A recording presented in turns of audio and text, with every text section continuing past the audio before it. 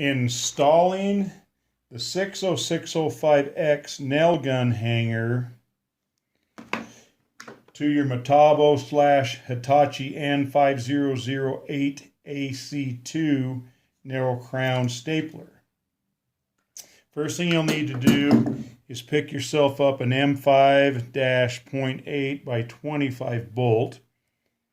If you order it from the website, we'll know what it's for and we will send you the bolt you need. First thing you do is you'll remove the bolt holding the track to the body. Note that the nut is on the right side of the stapler. So pull out the bolt, nut and washer, save the nut and washer. Take your new bolt and slide it through from the right side so your nut will end up on the left side of the stapler now. That way it just keeps it out of the way. Set your hanger over the bolt.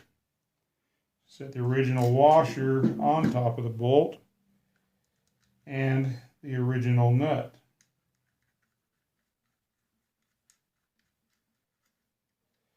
And you want to tighten that down.